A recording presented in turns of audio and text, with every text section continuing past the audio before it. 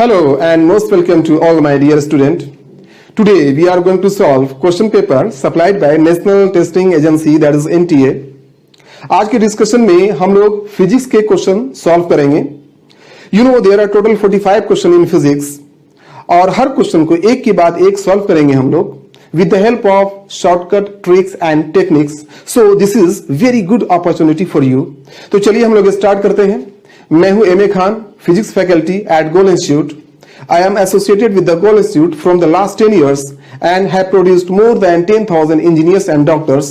So don't miss this opportunity. This is very good platform for you to solve NTA practice paper. तो चलिए हम लोग start करते हैं आज का discussion. Okay, let us start from question number 1. Question number 1 क्या है? ये बल्क मॉडुलस इसमें पूछा जा रहा है. तो बल्क मॉडुलस का फार्मूला क्या होता है? बल्क मॉडुलस का फार्मूला देख सकते हैं, B equal to delta P by delta V by V. नीचे जो है वो that is the fractional change in volume और ऊपर में है चेंज इन प्रेशर. इन दोनों का जो रेशियो होता है इसी को बोलते हैं हम लोग बल्क मॉडुलस. ओके, यहां पर माइनस साइन इसलिए आया है कि देयर इज कंप्रेशन. तो यहां पर V को ऊपर लेके चले गए, delta P by delta V बचा. अब इसके बाद हमें कुछ नहीं करना है, we have to put only values.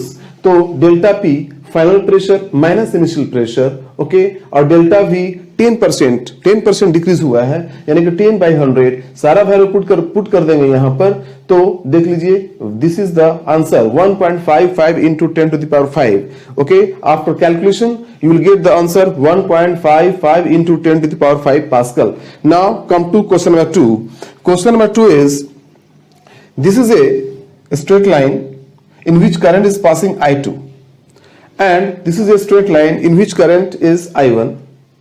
हमें फाइंड करना है एक ऐसा पॉइंट जहां पर एक ऐसा लोकस फाइंड करना है, लोकस ऑफ ऑल पॉइंट्स, जहां पर मैग्नेटिक फील्ड 0 हो. तो चलिए एक पॉइंट एज्यूम कर लेते हैं कि चलिए मान लीजिए कि यहां पर मैग्नेटिक फील्ड 0 है, जो I2 से x distance perpendicular distance x पे है और I1 से परपेंडिकुलर डिस्टेंस y पे है. तो यहां पर मैग्नेटिक फील्ड नेट कितना हो जाएगा? देख लीजिए, I1 का मैग्नेटिक फील्ड आउटवर्ड और I2 का magnetic field inward. Right hand screw rule से आप यहां पर डायरेक्शन फाइंड कर सकते हैं. तो I2 का magnetic field inward and I1 का मैग्नेटिक फील्ड आउटवर्ड, यानी कि दोनों मैग्नेटिक फील्ड एक दूसरे के अपोजिट डायरेक्शन में है. जब अपोजिट डायरेक्शन में मैग्नेटिक फील्ड होते हैं तो डिफरेंस लिया जाता है. Net magnetic field is the B1 minus B2. तो B1 minus B2 is the net magnetic field. अब B1 का वैल्यू और B2 का वैल्यू हमें पुट करना है. ये इनफाइनिटी स्ट्रेट वायर है, उसका मैग्नेटिक फील्ड का फार्मूला होता है mu naught I upon 2 pi R. तो म्यू नॉट I1 अपॉन 2 पाई Y. I1 से डिस्टेंस कितना है? Y है. और I2 से डिस्टेंस कितना है? X है. तो म्यू नॉट I2 अपॉन 2 पाई X हो जाएगा. हो गया, ये हो गया B1, ये हो गया B2. B1 minus B2 equal to 0. अब यहां से आसानी से निकल जाएगा mu not upon 2 pi, mu not upon 2 pi get cancel. यहां से आसानी से निकल जाएगा I1 by I2 X equal to Y. This is your answer. Option C is your answer. Question number 1 का option D is correct. Now come to question number 3. Question number 3 में क्या है कि एक पेंडुलम है और उसमें यहां पर एक स्फीयर है. स्फीयर में वाटर भरा हुआ है, पानी भरा हुआ है. तो यहां सेंटर ऑफ मास होगा. तो जो डिस्टेंस लेंथ लिया जाएगा, पेंडुलम का जो लेंथ लिया जाएगा, वो लेंथ टॉप से सेंटर ऑफ मास तक होगा, यानी कि ये लेंथ होगा L1. राइट, ये लेंथ होगा यहां से यहां तक. ओके, जब इसमें से वाटर लीकेज होगा तो वाटर का लेवल डाउन होगा. वाटर का लेवल जैसे जैसे डाउन होगा वैसे वैसे सेंटर ऑफ मास नीचे आएगा. तो चलिए एक पार्टिकुलर केस में सेंटर ऑफ मास को यहां पर मान लेते हैं. जब सेंटर ऑफ मास यहां पर आ गया तो लेंथ जो है बढ़ करके यहां से लेकर के यहां तक हो गया. पहले लेंथ यहीं तक है, अब लेंथ यहां तक हो गया, तो लेंथ बढ़ गया. जब पूरा पानी, पूरा वाटर ड्रेन आउट हो गया, निकल गया, तो सेंटर ऑफ मास फिर से सेंटर पे चला गया, यानी कि फिर से लेंथ क्या हो गया? डिक्रीज कर गया. तो फिर से लेंथ डिक्रीज कर. तो पहले लेंथ इंक्रीज कर रहा है, उसके बाद लेंथ डिक्रीज कर रहा है, अपने और ओरिजिनल वैल्यू पे आ रहा है. अब आइए टाइम पीरियड का डिस्कस करते हैं. Time period equal to 2 pi root under L by G होता है. तो टाइम पीरियड लेंथ पर डिपेंड करता है. तो पहले लेंथ क्या हो रहा है? इंक्रीज कर रहा है, उसके बाद लेंथ क्या हो रहा है? अपने ओरिजिनल वैल्यू पे आ जा रहा है. तो इसलिए टाइम इंक्रीज करेगा उसके बाद फिर अपने ओरिजिनल वैल्यू पे आ जाएगा। यानी कि टाइम पीरियड क्या होगा, पहले इंक्रीज करेगा उसके बाद डिक्रीज करके फिर अपने ओरिजिनल वैल्यू पे आ जाएगा। This is your answer, option A is correct. Now come to question number 4। Question number 4 जो है ये टोटली फार्मूला बेस्ड क्वेश्चन है। अगर आपको फार्मूला याद है तो इस क्वेश्चन को कर सकते हैं। आपको पता है, आपको रेसिस्टिविटी का formula m/n e square tau होता है। ओके, अब r equal to rho l by A पता है, this is very easy formula. अब रो के जगह पे आप m/n e square tau put कर सकते हैं, you can get the answer. Now come to question number 5। Question number 5 में क्या है कि ये भी फार्मूला बेस्ड क्वेश्चन है। डायरेक्ट फार्मूला पे वैल्यू पुट करना है, you can get the answer. आपको पता है करंट और ड्रिफ्ट वेलोसिटी का क्या रिलेशन होता है, I equal to n EAVD, this is the formula. तो VD यानी कि ड्रिफ्ट वेलोसिटी निकालना है यहां से, तो drift velocity equal to I upon NEA हो गया। अब INEA सबका वैल्यू हमने यहां पर रख दिया। I का वैल्यू 5.4, n का वैल्यू 8.4, E मतलब electronic charge 1.6 into 10⁻19। Okay, area of cross section 10⁻⁻6, सारा वैल्यू रख दिया। अब इसको कैलकुलेट करना पड़ेगा। You can calculate, after calculation you will get the answer 0.4 mm पर सेकेंड। तो इस क्वेश्चन का आंसर होगा ऑप्शन डी। अब आइए क्वेश्चन नंबर 6 में आते हैं। क्वेश्चन नंबर 6 में this is -Q3, this is very popular question. This is -Q3, origin पे -Q1 and here there is Q2। तो Q2 पॉजिटिव है, Q1 निगेटिव है एंड Q3 निगेटिव है। तो Q1 पे क्वेश्चन पूछा जा रहा है कि Q1 पे जो फोर्स लगेगा उसका x कंपोनेंट क्या होगा। तो देख लीजिए, ये जो Q1 है, Q1 पे कौन कौन फोर्स लगा रहा है, Q3 रिपेल करेगा by a force F13 and Q2 attract करेगा बाय ए फोर्स F12। तो F13 का एक कंपोनेंट ले लेना है F12 के डायरेक्शन में। तो चलिए, ये एंगल थीटा, तो ये एंगल मान लीजिए अल्फा है, तो अल्फा कितना हो जाएगा, 90 माइनस थीटा हो जाएगा। तो F13 का ये जो कंपोनेंट होगा वो हो जाएगा F13 cos अल्फा। तो टोटल फोर्स कितना हो गया, F12 plus F13 cos alpha.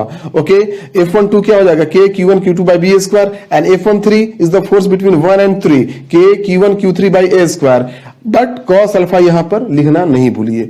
Okay, this is the cos alpha. अब यहां से K Q1 कॉमन कर लीजिए। तो K Q1 जब कॉमन कर लेंगे यहां से, तो अंदर क्या बचेगा, Q2 by B square plus Q3 by A square और cos अल्फा। अब alpha equal to 90 minus theta है यहां पर, तो cos 90 minus theta equal to क्या होता है, sin थीटा। तो क्या हो जाएगा यहां पर, K Q1 कॉमन हो गया तो किसके डायरेक्टली प्रोपोर्शनल हो गया, तो K Q1 जो कांस्टेंट है इसको हटा दीजिए तो डायरेक्टली प्रोपोर्शनल हो जाएगा Q2 by B square plus Q3 by A square into sine theta. तो this is your answer. You can check the option, which option is correct. Answer is Q2 by B square plus Q3 by A square into sine theta. अब आइए question number 7 में आते हैं। Question number 7 optics का एक question है। इसमें V by F और U बाई एफ के बीच का ग्राफ पूछ रहा है। तो हम चूंकि फोकल लेंथ कांस्टेंट है, इसलिए V बाई एफ और U बाई एफ के बीच का जो ग्राफ है इसको V versus U graph consider करेंगे। तो उसके लिए हमें न्यूटन्स लॉ में जाना पड़ेगा और न्यूटन्स लॉ होता है, मैंने लिखा हुआ है वहां पर, F square equal to x1 into x2। ओके, अब यहां पर x1 क्या हो गया, x1 x2 एक दूसरे के इनवर्सली प्रोपोर्शनल हो गया।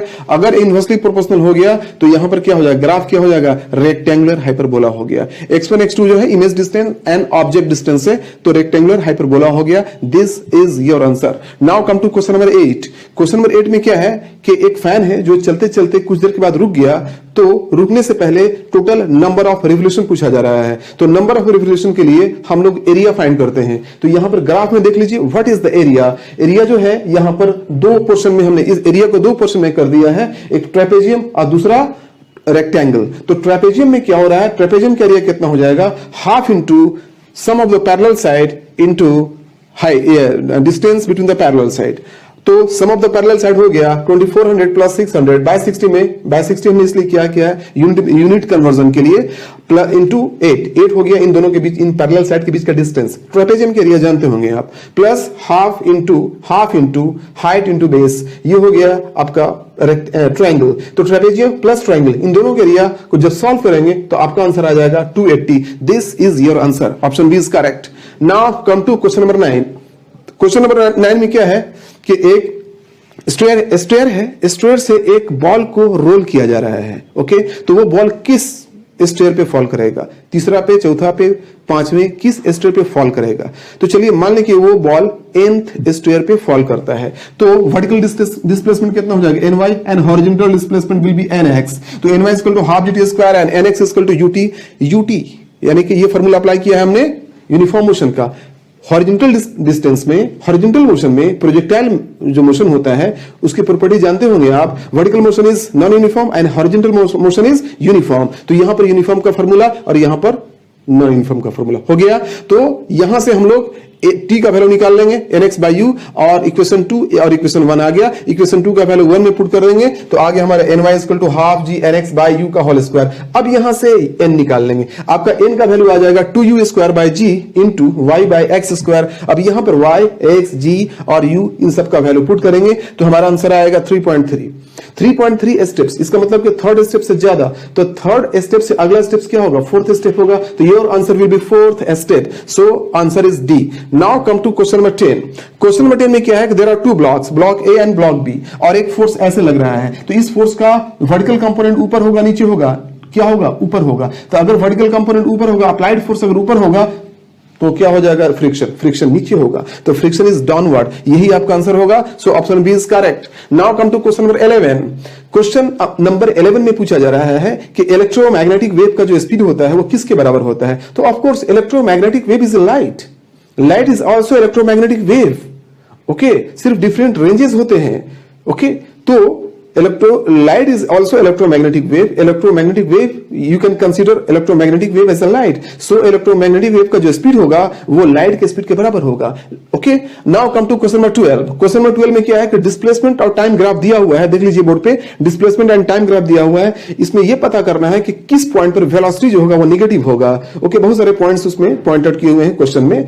तो एक ऐसा पॉइंट है यहां पर जहां पर स्लोप नेगेटिव है, तो जो स्लोप अगर नेगेटिव होगा तो वहीं पर वेलोसिटी नेगेटिव होगा, क्योंकि वेलोसिटी जो होता है वो स्लोप होता है डिस्प्लेसमेंट टाइम ग्राफ में। So your option B is correct. Now come to question number 13। Question number 13 में क्या है कि एक प्रोजेक्टाइल मोशन है, एक बॉडी है, उसको प्रोजेक्ट किया गया है विद वेलोसिटी 25 मीटर पर सेकेंड। तो पूछा जा रहा है कि कितने समय के बाद it makes an angle 45 degree with horizontal down, horizontal से 45 डिग्री डाउन होना चाहिए। इसका मतलब कि मैक्सिमम हाइट को क्रॉस करने के बाद ही डाउन होगा। तो चलिए मान लीजिए कि यहां पर 45 डिग्री एंगल बना रहा है, तो चलिए यहां से यहां तक का टाइम पूछ रहा है कि what is the time taken from here to there, right. आइए सॉल्व करते हैं इसको। तो आप जानते हैं कि प्रोजेक्टाइल मोशन में कि x component is always constant velocity, तो x कंपोनेंट यहां का हो जाएगा u cos 45 और यहां का x कंपोनेंट v cos 45। यहां से v निकल गया 15√2। ओके, अब जब v निकल गया तो इसका vy कंपोनेंट निकालेंगे, तो vy इक्वल टू कितना हो जाएगा, v sin 45, vy equal to v sin 45, यहां से आ गया 15, vy आ गया।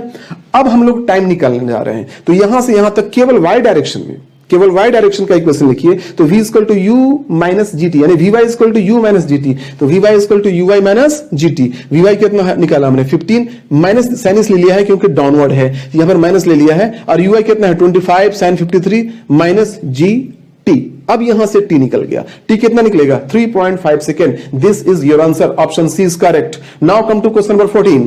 क्वेश्चन नंबर 14 में क्या है कि इसमें पूछा जा रहा है कि 4 ऑप्शन दिए हुए, इन 4 ऑप्शन में कौन सा ऑप्शन करेक्ट है, यानी कौन सा ऑप्शन फॉरवर्ड बायस्ड होगा। ओके, तो फॉरवर्ड बायस्ड तभी होगा जब p को पॉजिटिव मिलेगा और n को नेगेटिव मिलेगा। तो सिर्फ ऑप्शन 1 में ऐसा हो रहा है, हम देख रहे हैं कि केवल ऑप्शन 1 में p को मिल रहा है पॉजिटिव और n को मिल रहा है negative. So option 1 is correct, बाकी सारे ऑप्शन में ऐसा नहीं है। सो ये ऑप्शन 1 जो होगा वो फॉरवर्ड बायस होगा, बाकी सारा ऑप्शन जो है वो फॉरवर्ड बायस नहीं होगा, फॉरवर्ड बायस ही इसमें सिलेक्ट करना है। So you should select option number A. तो your answer is A. This is question number 14। तो आइए अब क्वेश्चन नंबर 15 में आते हैं। क्वेश्चन नंबर 15 एरर पे बेस्ड क्वेश्चन है। इसमें लेंथ, ब्रेथ और हाइट में परसेंटेज एरर गिवन है और वॉल्यूम में परसेंटेज एरर फाइंड करना है। तो आपको पता है अच्छी तरह से कि volume equal to L B into H होता है। अगर एल बी इंटू एच है तो ये प्रोडक्ट का रूल इसमें अप्लाई होगा, तो टोटल जो एरर आएगा वॉल्यूम में वो आ जाएगा delta L by L plus delta B by B plus delta H by H. Okay, इसको 100 से मल्टीप्लाई जब कर देंगे तो ये परसेंटेज एरर में कन्वर्ट हो जाएगा। ओके, अब आइए अलग अलग फाइंड करना पड़ेगा इन सबको। तो delta B by B, delta B by delta L by L, delta B by B and delta H by H.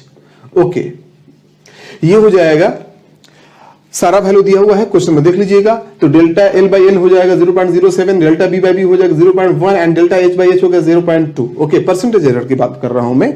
अब यहां पर सारा वैल्यू पुट कर देंगे, 0.07 प्लस 0.1 प्लस 0.2 आ जाएगा 0.35। This is percentage in percentage, ये आपका आंसर होगा। So option C is correct. अब आइए क्वेश्चन नंबर 16 में आते हैं। क्वेश्चन नंबर 16 जो है ये क्वालिटी फैक्टर पूछा हुआ है, एलसीआर सर्किट दिया हुआ है और उसका क्वालिटी फैक्टर पूछा हुआ है। तो क्वालिटी फैक्टर फाइंड करने के लिए एक डायरेक्ट फार्मूला होता है, तो डायरेक्ट फार्मूला आपको अप्लाई करना पड़ेगा। Q equal to 1/R root under L by C, ये फार्मूला अप्लाई कर दीजिए। R L C का वैल्यू पुट कर दीजिए। देखिए R दिया हुआ है कितना, R 10 दिया हुआ है, L दिया हुआ है और C का वैल्यू हमने पुट कर दिया। आपका आंसर आ गया 2.54। This is your answer. अब ये क्वेश्चन नंबर 17 में आते हैं। ये असेसन और रीजन पे बेस्ड क्वेश्चन है। इसमें असेसन और रीजन जो है, इसमें असेसन और रीजन को मैच करवाना है। तो आप जानते हैं अच्छी तरह से कि ट्रांसमिटेड लाइट रे या वेव, ट्रांसमिटेड एंड रिफ्लेक्टेड, इन दोनों के लिए जो रूल होता है वो बिल्कुल अपोजिट होता है। ओके, जब अपोजिट होता है तो एक के लिए मैक्सिमम होगा तो दूसरे के लिए मिनिमम हो जाएगा। इसलिए जो रीजन है वो बिल्कुल करेक्ट है और बिल्कुल सही एक्सप्लेनेशन है। अब आइए क्वेश्चन नंबर 18 में आते हैं। क्वेश्चन नंबर 18 में फेज डिफरेंस पूछा जा रहा है। तो फेज डिफरेंस इक्वल टू क्या होता है? Phase difference equal to omega T, जैसे फेज इक्वल टू क्या होता है? X equal to A sine omega T लिखते हैं ना इक्वेशन, तो उसमें ओमेगा टी क्या है? That is the phase.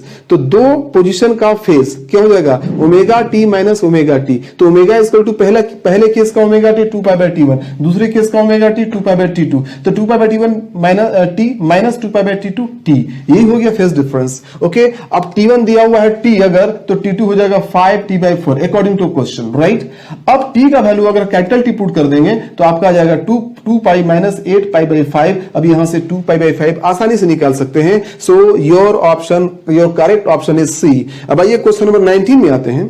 Question number 19 में क्या है कि दो ट्यूब है, कंसेंट्रिक ट्यूब है, उसमें एक तरफ M1 है एक तरफ M2 मोल का अलग अलग गैसेस हैं। तो इक्विलिब्रियम में अल्फा का वैल्यू क्या हो जाएगा? तो it is very easy to know that equilibrium में क्या हो जाएगा, इस पार्ट का M1V1 इस पार्ट के M2V2 के बराबर हो जाएगा। तो M1V1 इक्वल टू M2V2। अब M1 की जगह पे लिख देंगे 832, M2 की जगह लिख देंगे 28। ओके, अब यहां से निकल गया एंगल कितना है, इस तरफ उस तरफ अगर अल्फा होगा तो इधर कितना हो जाएगा 360 माइनस अल्फा। अब यहां से अल्फा निकल गया 192।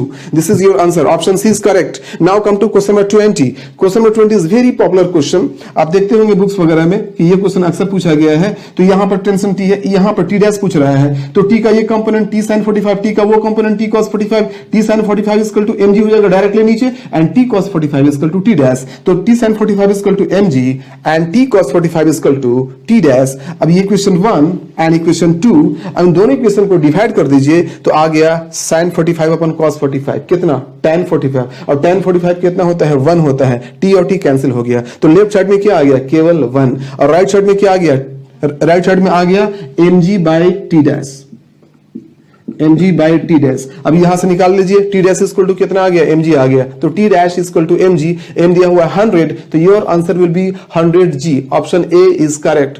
Now come to question number 21। Question number 21 में क्या है कि एक नीचे में यहां पर ट्रैप्ड एयर है, एयर ट्रैप है लेक के अंदर। तो अंदर में प्रेशर ज्यादा होता है इसलिए एयर का वॉल्यूम कम होगा।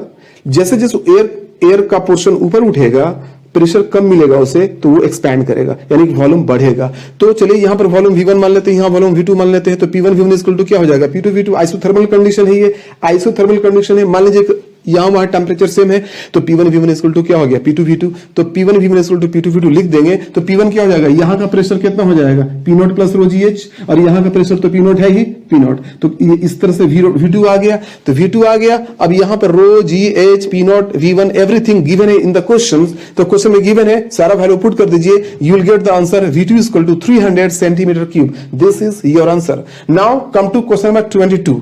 क्वेश्चन नंबर 22 में दिस इज आप एक्सपेरिमेंट में आप ऑप्टिक्स में पढ़ लीजिएगा कि फोकल लेंथ का जब एक्सपेरिमेंट करते हैं उसमें यू और वी का ग्राफ कैसा होना चाहिए, हाइपरबोला होना चाहिए, इलिप्टिकल होना चाहिए, क्या होना चाहिए।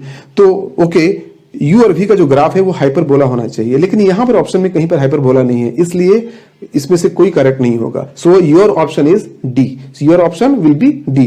तो ये था क्वेश्चन नंबर 22। अब आइए क्वेश्चन नंबर 23 में, क्वेश्चन नंबर 23 पोलराइजेशन का क्वेश्चन है और ये डायरेक्टली फार्मूला बेस्ड है। इसमें इंटेंसिटी फाइंड करना है, final intensity after passing the polariser. तो उसका डायरेक्ट फार्मूला होता है I = I0 cos square theta. Theta given है डायरेक्टली क्वेश्चन में 60, तो cos स्क्वायर 60 हो जाएगा 1/4, तो I = I0/4। This is your answer, option D is answer. तो क्वेश्चन नंबर 24 में ये पूछा जा रहा है कि इलेक्ट्रो जो मैग्नेटिक वेव होता है उसमें डायरेक्शन ऑफ प्रोपेगेशन किधर होता है, किस डायरेक्शन में होता है। तो आपको पता है कि इलेक्ट्रिक फील्ड वेक्टर जो है, इलेक्ट्रिक फील्ड वेक्टर अगर ऊपर है y एक्सिस में, मैग्नेटिक फील्ड वेक्टर अगर z एक्सिस में है, तो E क्रॉस B में क्या होता है, प्रोपेगेशन होता है। तो this is the direction of propagation. तो यही डायरेक्शन ऑफ प्रोपेगेशन हो गया और यही direction of E cross B भी हो गया। इसका मतलब कि जो प्रोपेगेशन होता है वो E क्रॉस B डायरेक्शन में होता है। ओके, अब आइए question number 25। Question number 25 is very simple. इसमें हम डायरेक्टली लेंस फार्मूला अप्लाई कर देंगे 1/, क्योंकि इसमें कुछ चेंज नहीं हुआ है। ओके, लेंस को काटा गया है लेकिन पोजीशन चेंज नहीं हुआ है ना, फोकल लेंथ चेंज होता है। लेंस को अगर हम ऐसे लैटरली काटते हैं, लॉन्गिट्यूडिनली नहीं, लैटरली काटते हैं, पैरेलल टू द एक्सिस अगर कट करते हैं तो उसके किसी भी पैरामीटर में चेंज नहीं होता है। इसलिए डायरेक्टली फार्मूला अप्लाई कर सकते हैं 1/v - 1/u = 1/f। तो 1/v = 1/u प्लस 1/f हो जाएगा और यहां से v निकाल देंगे because u and f are given. Okay, तो इस तरह से v = 60 सेंटीमीटर आएगा। This is your answer. Now come to question number 28। Question number 28 simple सा क्वेश्चन है। वेवलेंथ निकालना है, डी ब्रॉगली वेवलेंथ निकालना है। तो डी ब्रॉगली वेवलेंथ का फॉर्मूला होता है h/p, Planck constant upon momentum, और मोमेंटम = √2me। ये कहां से आया, ये आया energy = p²/2m, kinetic energy = p²/2m। यहीं से आप निकाल सकते हैं p = √2me। ओके, अब ये जो वैल्यू है, इस वैल्यू को यहां पर केवल वैल्यू पुट करना है। सारा वैल्यू पुट कर दिया आपने, आ गया 6.6 × 10⁻⁻10। This will be your answer. अब आइए क्वेश्चन नंबर 26 में आते हैं। क्वेश्चन नंबर 26 में क्या है कि एक चेन है। ये चेन जो है आपको क्वार्टर सर्किल पे, वर्टिकल प्लेन में क्वार्टर सर्किल पे हैंग है। इस चेन को स्लोली हॉरिजॉन्टल सरफेस पे पुल करने में कितना वर्क डन करना पड़ेगा। तो जितना इसका एनर्जी होगा उतना ही वर्क डन करना पड़ेगा। और एनर्जी क्या होता है, mgh होता है। ओके, तो एक काम करेंगे, हम एक स्मॉल पोर्शन को ले लेंगे, एक स्मॉल पोर्शन जिसका मास dm है। इसका एनर्जी देख लेंगे कितना हो, इसका एनर्जी हो जाएगा dmgh हो जाएगा। ओके, और h = कितना हो जाएगा, h = r1। तो dm g into H, dm क्या हो गया, m/l into r D theta, और g तो g है, h = r1 - cos theta.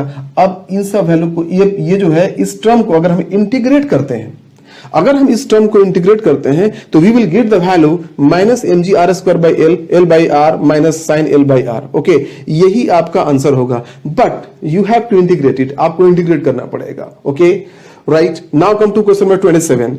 Question number 27 में क्या है कि दो प्लेनेट है, दो प्लेनेट का जी का वैल्यू कंपेयर करना है। तो किसी भी प्लेनेट का जी का जो वैल्यू होता है उसके सरफेस पे, वो कितना होता है, gm/r² होता है। तो g/r² अलग कर लीजिए, और m क्या हो गया, मास = क्या होता है, वॉल्यूम इंटू डेंसिटी। वॉल्यूम कितना हो गया, 4/3πr³। ओके, r² से यह कैंसिल हो गया, ऊपर बचा r। तो r एंड रो का जो प्रोडक्ट हुआ, जी उसी के directly proportional, g directly proportional to rho into R हो जाएगा। तो g1/g2 क्या हो जाएगा, ρ1 r1 √2r2। यही आपका आंसर होगा। अब आइए क्वेश्चन नंबर 29 में आते हैं। क्वेश्चन नंबर 29 एंड करेक्शन पे बेस्ड क्वेश्चन है। ये डायरेक्ट फार्मूला होता है, डायरेक्ट फार्मूला होता है। ओके, आप याद रखिएगा कि मैक्सिमम 50% क्वेश्चन ऐसा होता है, नीट में पूछा जाता है, जहां डायरेक्ट फार्मूला अप्लाई कर सकते हैं आप। ओके, तो फार्मूला अप्लाई कर सकते हैं, अगर आगे पीछे थोड़ा मालूम है तो अच्छी बात है। तो एंड करेक्शन का फार्मूला अगर पता है, L2 - 3L1/L2, L2 L1 दिया हुआ है। अब यहां से आसानी से निकालते हैं, सारा वैल्यू दिया हुआ है। You can find the value of x easily, you can find the value of x easily. Now come to question number 30। Question number 30 भी डायरेक्ट क्वेश्चन है। कहां से पूछा गया है, कार्नोट साइकिल से। एफिशिएंसी का फार्मूला क्या होता है, एफिशिएंसी का फार्मूला होता है n eta = 1 - T2/T1। T2 दिया हुआ 500, T1 दिया हुआ 800। सॉल्व कर लीजिए, 0.375। This is your answer. Now come to question number 31। Question number 31 में पूछा हुआ है कि 1/μ0 इसका 1/μ0 का क्या होता है, डायमेंशनल फार्मूला। तो हमें पता है कि c = 1/μ0 होता है। स्क्वायरिंग बोथ साइड, तो c² कितना आ जाएगा, 1/μ0। तो 1/μ0 जो है वो c² के बराबर आ रहा है। सी स्क्वायर के बराबर आ रहा है। इसका मतलब कि हमसे पूछा जा रहा है सी स्क्वायर का डायमेंशनल फार्मूला। तो सी क्या होता है? Speed of light. तो स्पीड का डायमेंशन क्या होता है? lt -1, उसका स्क्वायर कर दीजिए। Your answer will be l square power t -2। This is your answer. Now come to question number 32। तो 31 का ए ऑप्शन होगा। अब 32 में आते हैं। 32 में क्या है कि एक पेंडुलम है, यहां पर वर्टिकल सर्किल का क्वेश्चन है।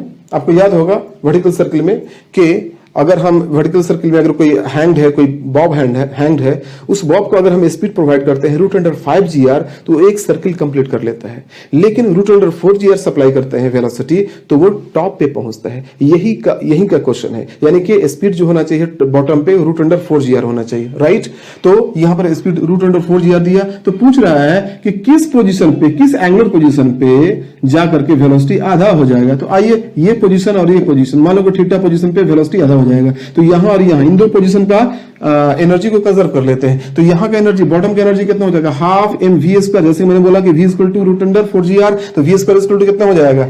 Half m 4 GR is equal to यहां का वेलोसिटी, यहां का एनर्जी। तो यहां का एनर्जी कितना हो जाएगा? कितना वहां पर वेलोसिटी है? आधा है। हाइट कितना? चलिए हाइट को मान लेते हैं h। तो कितना हो जाएगा? हाफ m v स्क्वायर का आधा प्लस v बॉटम का v, यहां पर अगर v है तो यहां पर कितना हो जाएगा? v/2, यहां का आधा। तो यहां पर कितना हो जाएगा? इसका आधा हो जाएगा प्लस mgh, यहां से यहां तक हाइट को मान लीजिए h, और h इक्वल टू कितना हो जाएगा? r1 - cos थीटा हो जाएगा। So simple. अब यहां पर ये जो इक्वेशन है, इस इक्वेशन में यहां दोनों तरफ से मास कैंसिल हो गया। एक काम कर दीजिए, यहां से सॉल्व कर लीजिए। 2 से 2 कैंसिल हो गया, 2 से 4 कैंसिल हुआ, 2 से तो 2 GR हुआ। ओके, बस कैलकुलेशन क्या है, कैलकुलेट कर लीजिए। h का value r1 - cos theta first equation में अगर पुट कर दिया जाए तो आपका फाइनल जो इक्वेशन आएगा वो आएगा 2 = हाफ प्लस 1 - cos थीटा।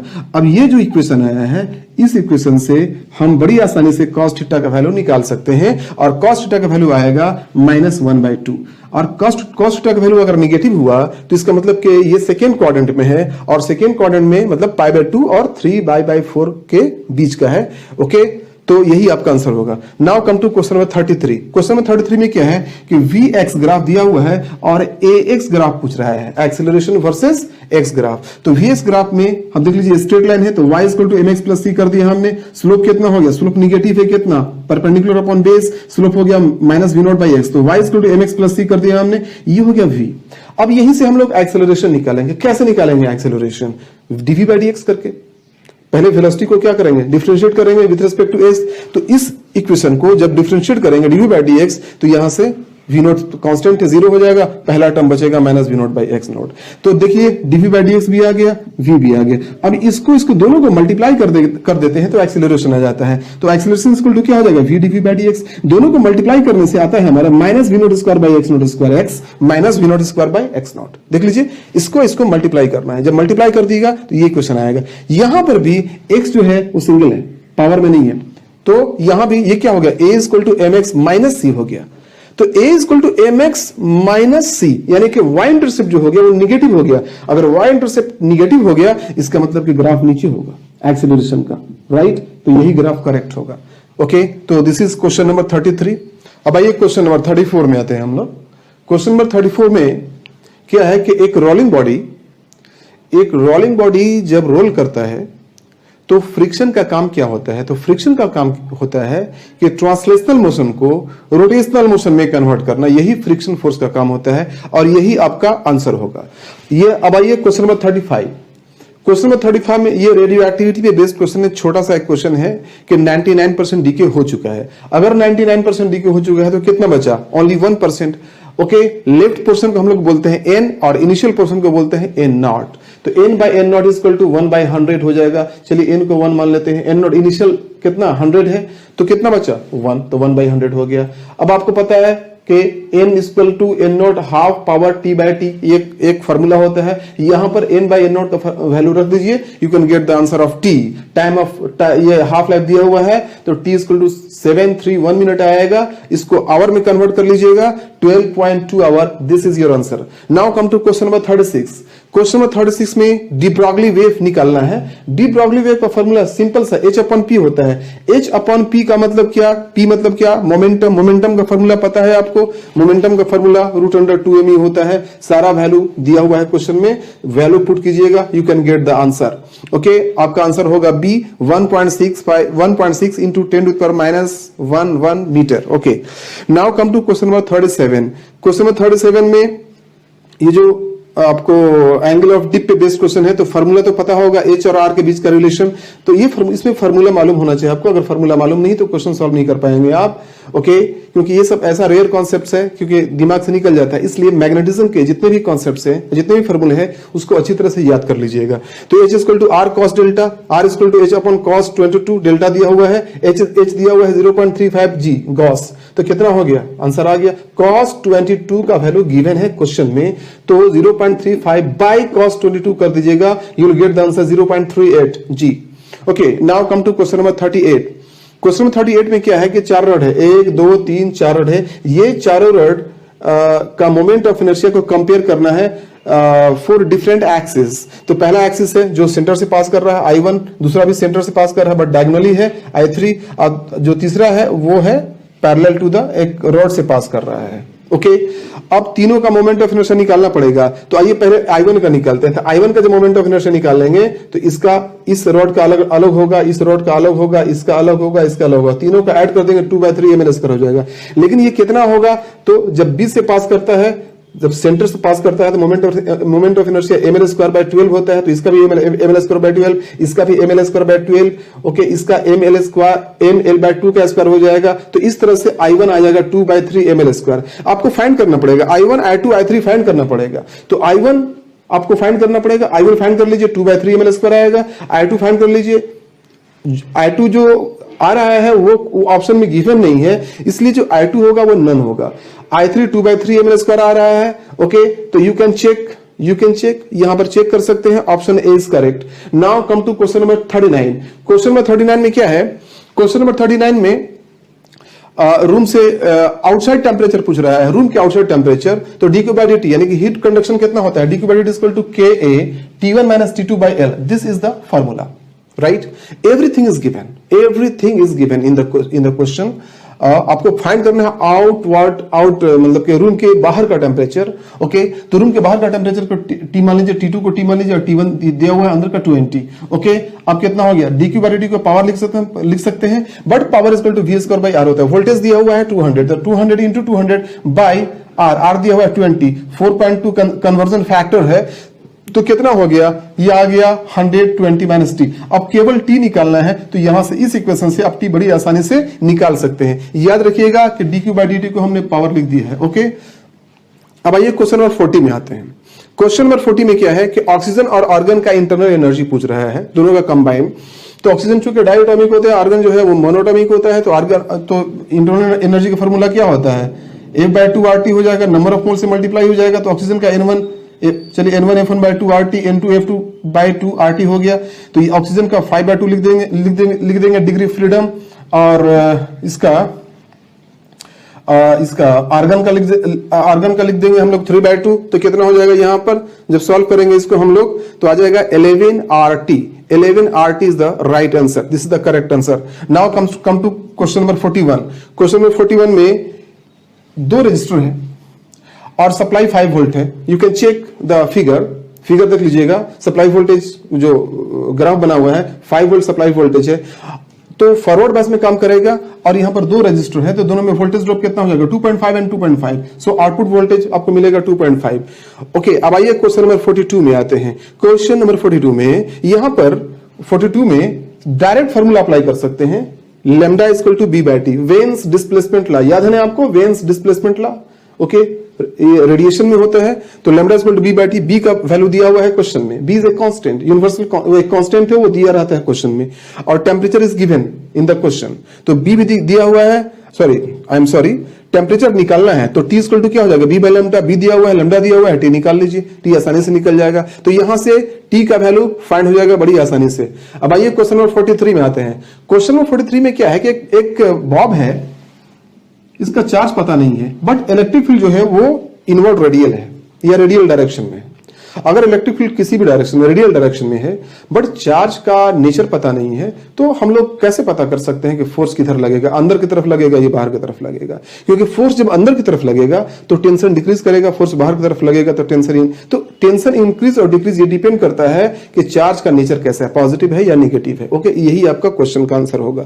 अब आइए क्वेश्चन नंबर 44 आते हैं। क्वेश्चन नंबर 44 में क्या है कि अगर किसी क्लॉक को, पेंडुलम क्लॉक को अर्थ सरफेस से 200 मीटर हाइट ऊपर अगर हम लेके चले जाते हैं तो टाइम में कितना का लॉस होगा। ओके, तो आपको पता है T = 2 pi root under L by g होता है, यानी कि टाइम पीरियड जो होता है root under inversely proportional to g होता है।